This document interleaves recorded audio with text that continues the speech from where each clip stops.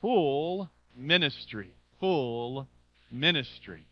And no, this isn't a sermon where it's about what preachers need to be, and so it's the preacher standing up preaching about preachers, and the rest of you, if you're not a preacher, that discounts at least all except for 2 or 3 of you in the official sense. This isn't one of those sermons where you get to take a nap now. All right, I know we're talking a lot about naps today. It's something about Sundays and sermons, and I don't know all the other details that go with that. Something about that goes together with naps, I guess. We're going to be in 1 Thessalonians chapter 2 this evening, mostly the first 12 verses of that chapter from 1 Thessalonians, looking at how Paul, his example that he shares or reminds them, and the example of the people there. Those two examples, the example of a person who was preaching to them, and then the example of those being preached to, as we might say, both of those examples provide us some powerful information and encouragement this evening as we think about our role in the church, all of us having a ministry of some capacity. It helps us to have a full ministry. As you think of that phrase, full ministry, you might think of what Paul told Timothy when he told him to fulfill or to make full proof of his ministry. That, of course, over in 2 Timothy chapter 4, not 1 Thessalonians 2, a similar idea. Let's begin reading this evening in the beginning of the chapter, 1 Thessalonians chapter 2, where Paul says that he did not come to them, those in Thessalonica, in vain. And that's where I got the title for this evening. I just took it and put a positive spin on it instead of vain or empty. And that's what he's saying. We didn't come that way. We came in a way that had purpose, or in a way that was, this is full ministry. This is what ministry is supposed to be about. Now, I don't know, as I read this chapter, that this is Paul's point, that he wrote this so that 2,000 years later we would see, okay, this is what ministry is meant to be. It's not written that way. But it is, these examples allow us to see lessons about service and ministry even in our time.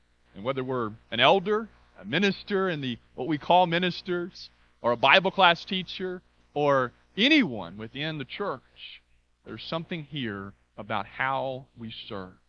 Let's read verse 1 together. He says, "For you yourselves know, brothers, that our coming to you was not in vain. But though we had already suffered and been shamefully treated at Philippi, or Philippi if you prefer, as you know."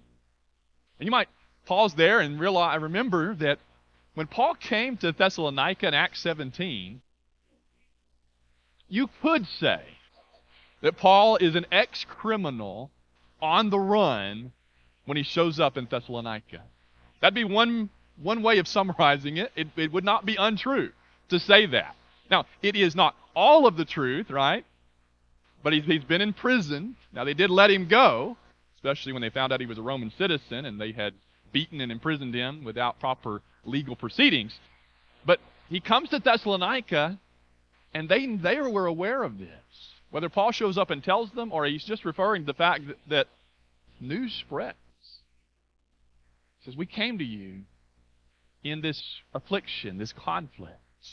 Keep going. He says, we had boldness in our God to declare to you the gospel of God in the midst of much conflict.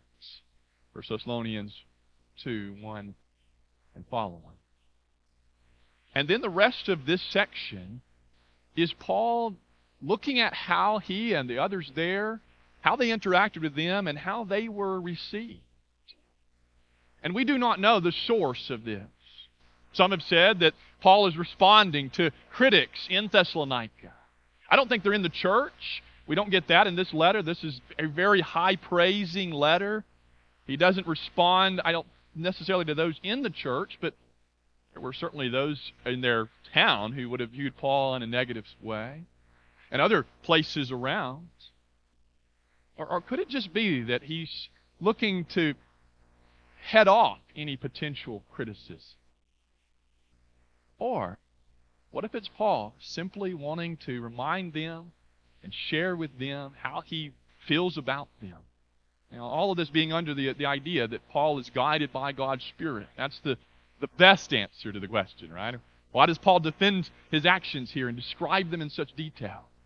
Because the Holy Spirit does so. But through the life and the emotions of this apostle, Paul. It is true that we all have a role, a different role.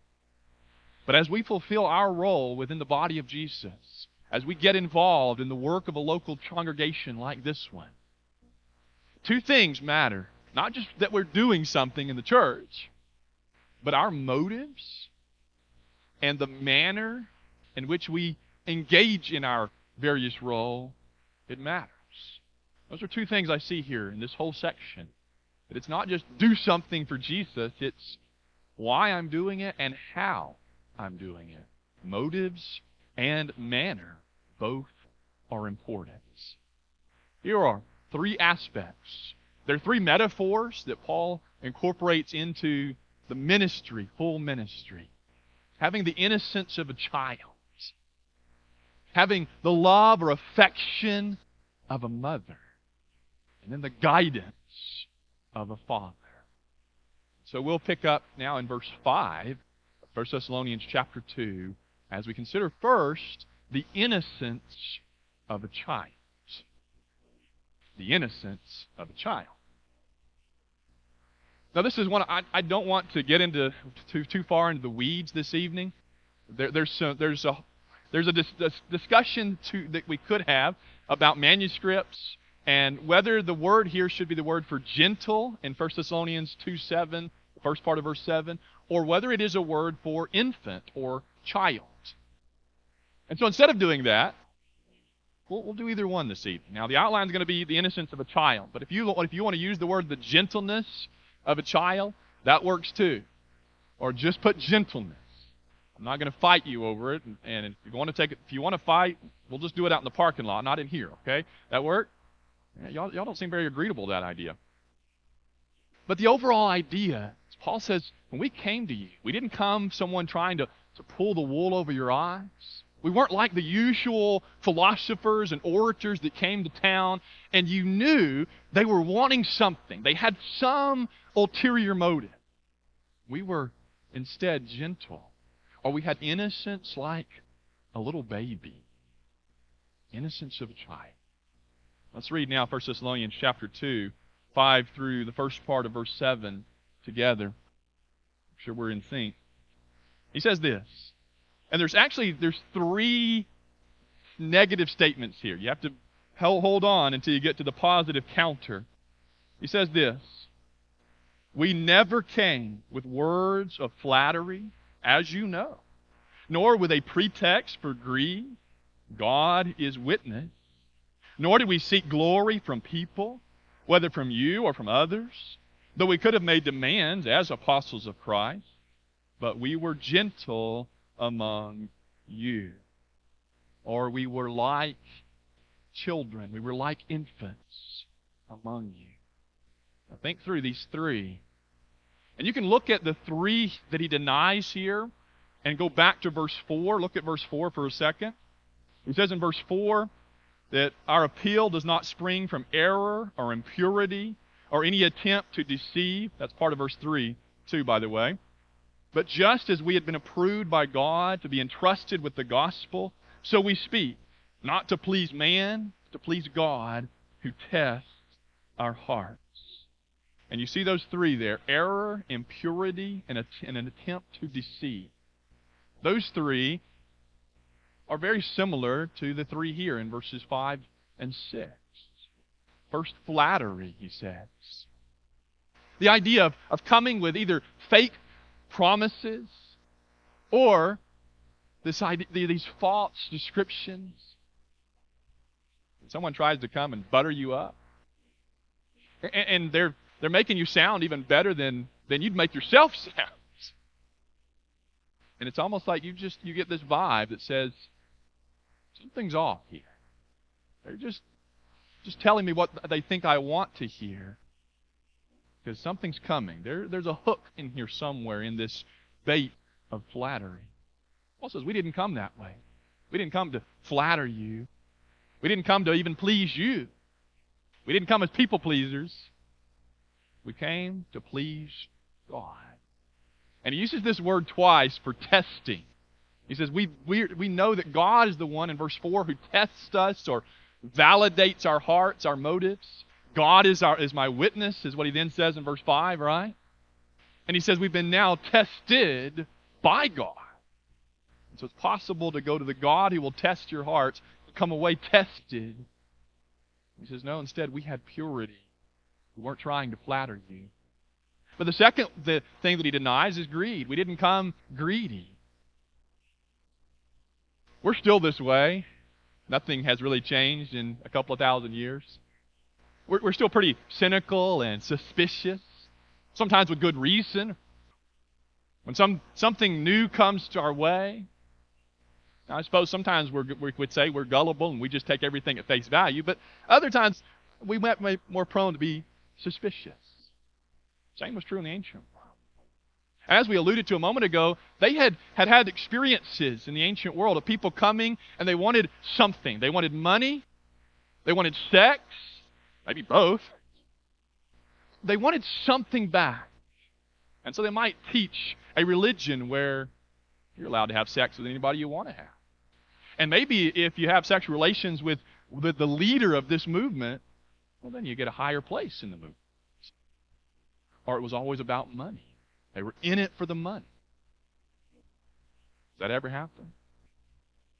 When I serve, when I do something within the umbrella of ministry and Christianity, why am I doing it? I'm doing it because I want something out of it. Is it possible, and we say this sometimes, right, that there's some preachers that it just seems like they're in it for the money? Or they're in it because they're climbing some ladder of success and making a name for themselves. It's all about branding and marketing these days, is what we're told. Here he says, we were like children, and in the good way, okay? Sometimes, you say you're childish, and that's not good. But here, because we weren't after those things. Our motives were pure. The third thing he says is recognition, honor. And it's remarkable here. He says we could have demanded a certain amount of honor. Paul's an apostle of Jesus Christ, an ambassador of the King of the universe. But he doesn't allow that place of potential honor, that position, to change anything. Because we came to please God and to share the gospel of God with you. That was what it was about. Not our honor, not our recognition.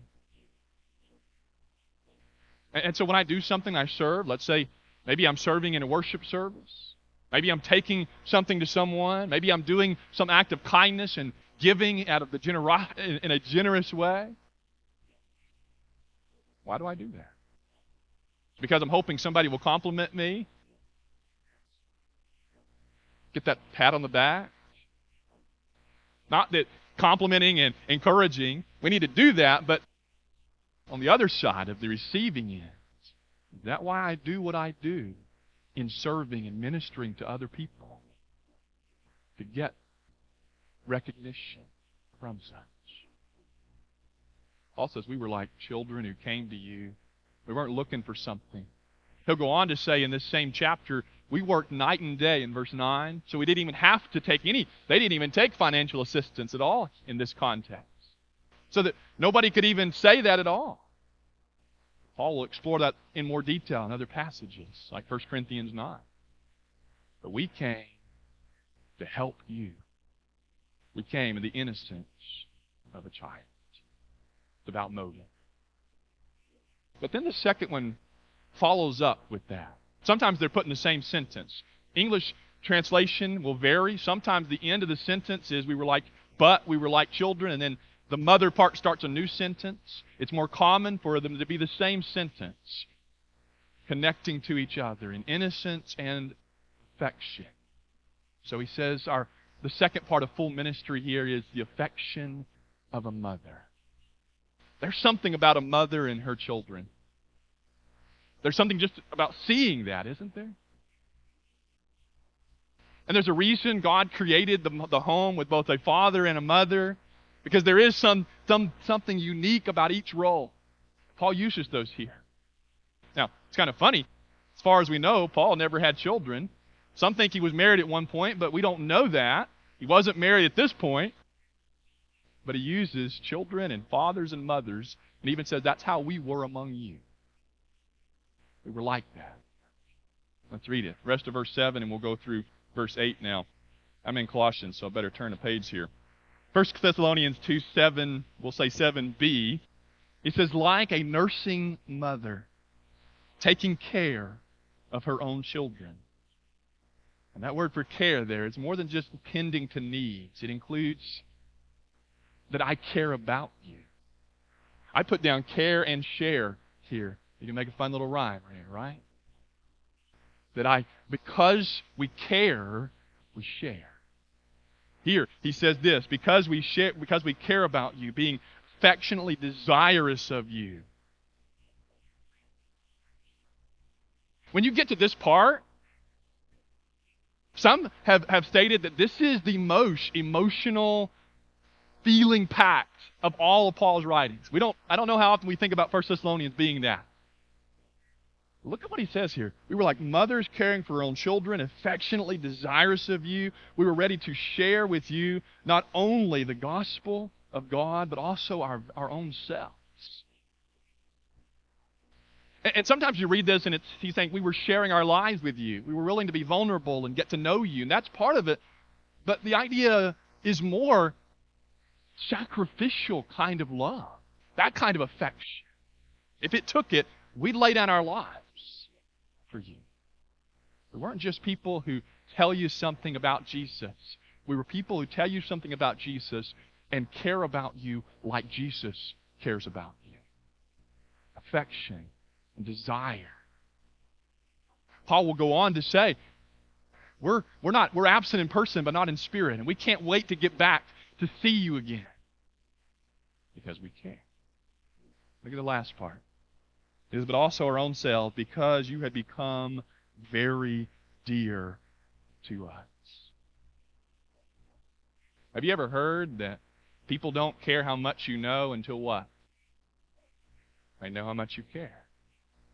And I'm going to go back to an earlier statement and amend it a bit. We said earlier that our motives and our manner matter. Part of what we mean by manner is behavior, being consistent, practicing what you preach. But manner can also mean doing something in an effective, efficient way. But you might have found this, and I have, that sometimes you can do something or say something, and it might come out the wrong way. It might be kind of awkward. All of us are awkward in our own way, aren't we? Some might be more than others, but that gets awkward, so we're not going to go there. But I've found that people, if they know you love them, then you can say things, you can do things that may not be done in the best way or the proper manner. And there's a lot that they'll overlook and won't even notice if they know you care. They know that you're not just someone doing what's your duty. You're not someone going back to the previous, doing it to get what you can get out of it. Maybe if you do something for them, if they've got a business, because, hey, your brothers and sisters, maybe they'll give you the Christian discounts. Now, is it a good thing to do that for other people? It's kind of like the compliment thing, right? Yeah. But here, I'm serving because I love people. Isn't that what ministry in the church is all about? Loving people.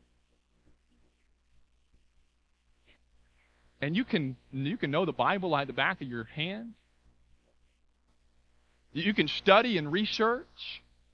And you can have the least amount of awkwardness of anybody and be effective and be active and busy. But if you don't love people, then you're missing something big. It's almost like both legs. Try walking with just one leg. You need to know, but you need to care. I read recently about a study. They did this in 2020. And in my mind, when I read that, I thought, why did they want to do this study in 2020? But a dog-related company did a study of dogs. Canine cottages is what they're called. And they studied dogs' heart rate. They put a heart monitor on them, and they studied the dog's reaction to their owners telling them, I love you. Now, I'm not telling you to go home and tell your dogs you love them. If you tell your dogs you love them, then great. This study says you're helping your dog to be happier. But they tested their excitement levels. And their heart rates went up 47% when they were told, I love you. And when they were cuddled, their heart rate went down 26%. So here's what the study said, is your dog hearing I love you excites them and they wag their tails more than ever. Their heart rate goes up. But then if you hold them, it has a different, but yet along the same line of care, then they're calmed and settled. I don't know. I'm not trying to say that people are dogs or the dogs are people or anything like that. But what about people? If that works for dogs, do you think it might work for people? Do you think that's part of why Paul said, we cared about you and took care of you like a mother, even here a nursing mother with her children? Ministry isn't about just doing the work of ministry. Ministry, whoever and whatever your role is tonight in serving in the church, serving Jesus, ministry is about learning to have a heart of affection for people. Before we move on, would you turn with me to 1 Corinthians 13? 1 Corinthians 13. Let's just read it together.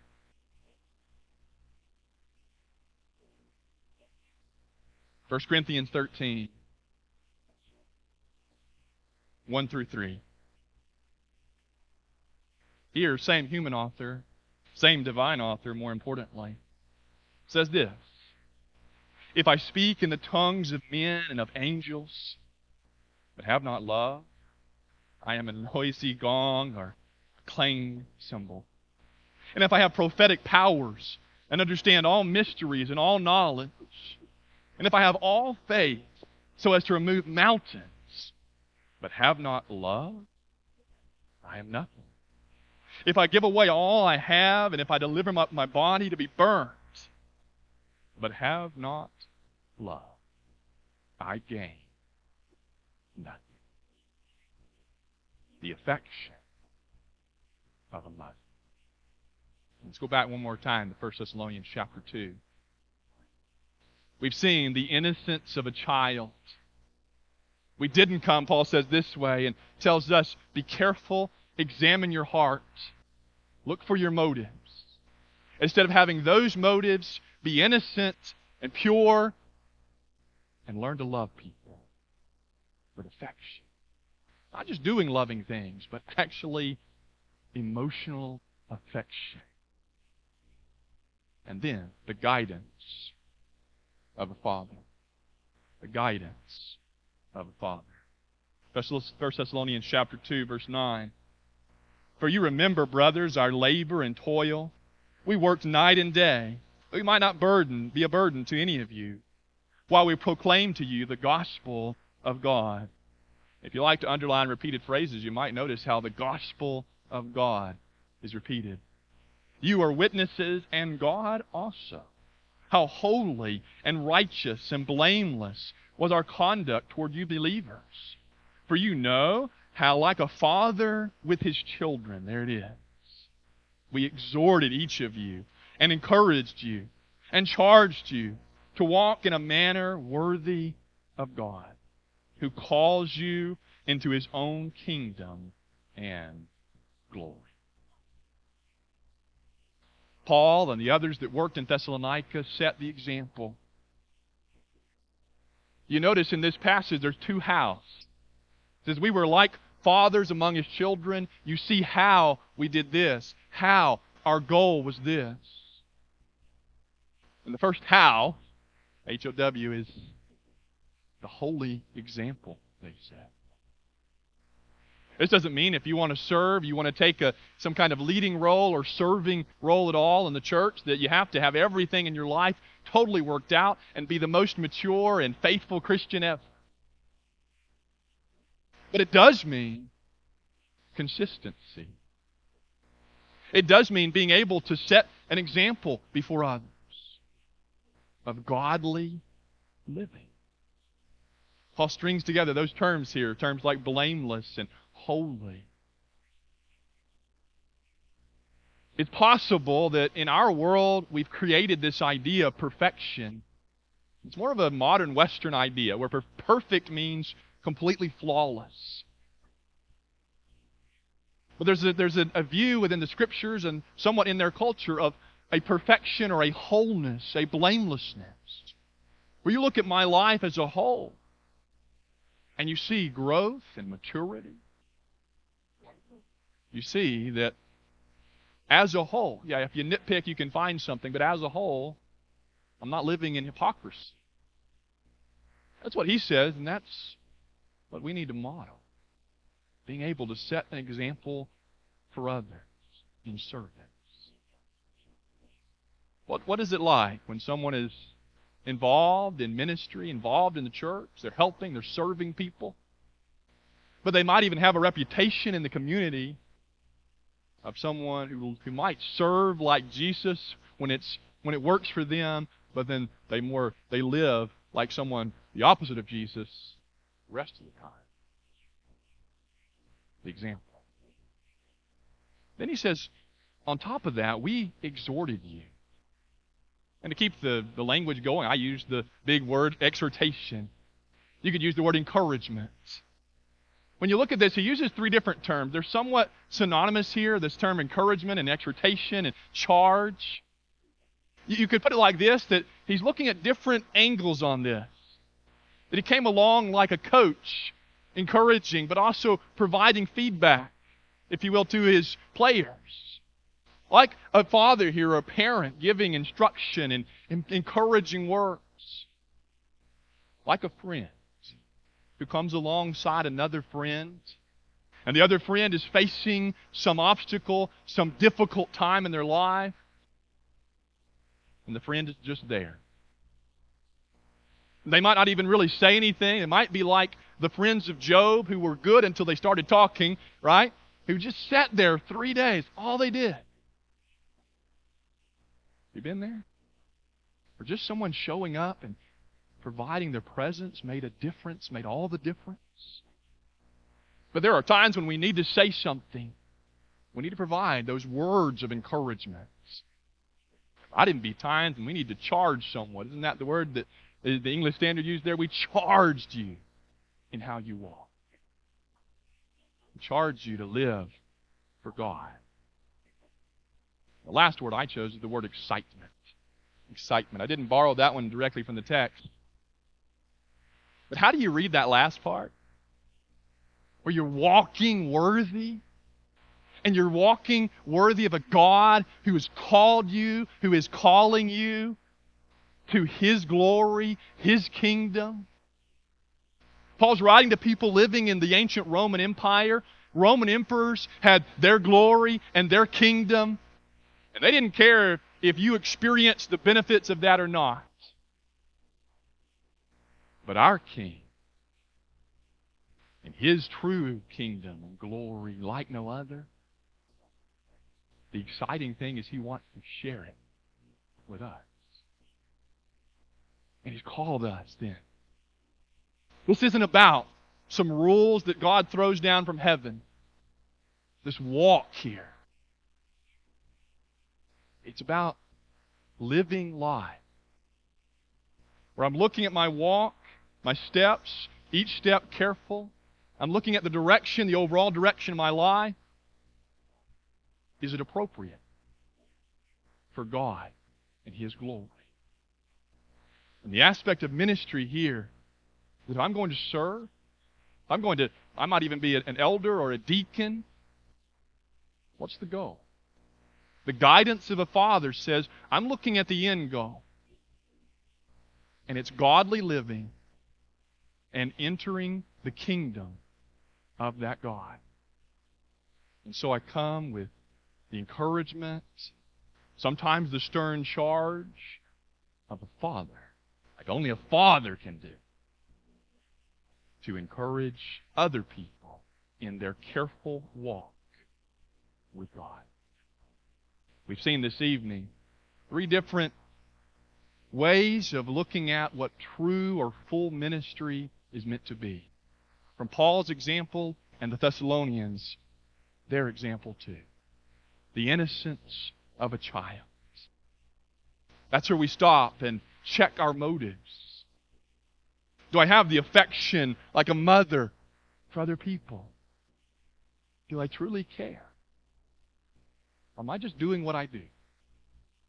It's easy, isn't it, to go through the motions, to get into habits, to even get in somewhat of a mode where there's an action and then a response. We do this and we expect to get that.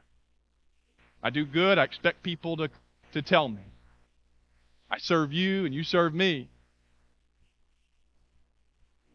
I'm thankful that God created the church to be a family where we learn.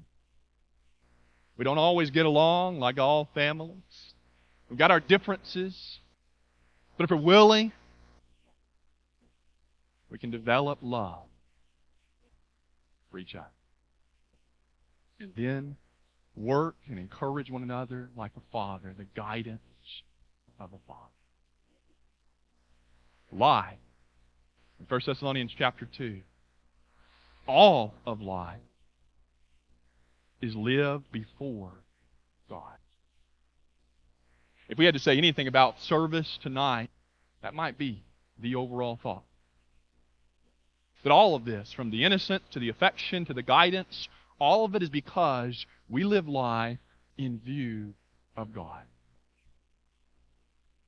You might do this sometime in 1 Thessalonians chapter 2. Go back and count how many times God is said. I counted 14 times. Paul directly references God. The gospel of God, the witness of God, the pleasing God, testing of God. It's all about God. There's 4 more times that he makes a specific reference to Jesus Christ in this chapter. What if my ministry was that my life is lived with acknowledgement of God's presence? Every moment I live, I'm living in view of God.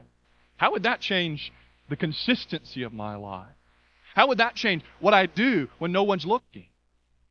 Of course, they usually find out sooner or later. And then I think this evening about the summons.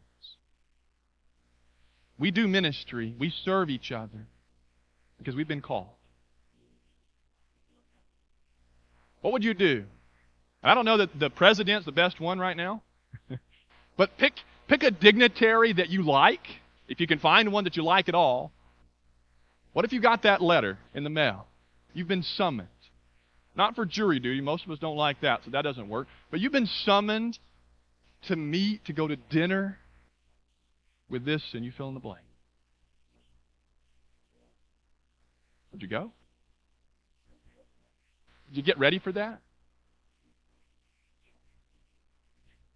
In 1 Thessalonians chapter 2, verse 12, Paul says, God is calling you. He calls. Come and walk. Come and experience His glory and His kingdom. Full ministry is one way of saying, I'm willing to answer His call. Whether that means tonight I'm going to become part of His kingdom for the first time or for the 1,000th time, I'm going to keep living for Him in full ministry. He calls. Are we willing to minister like that as we stand together and sing?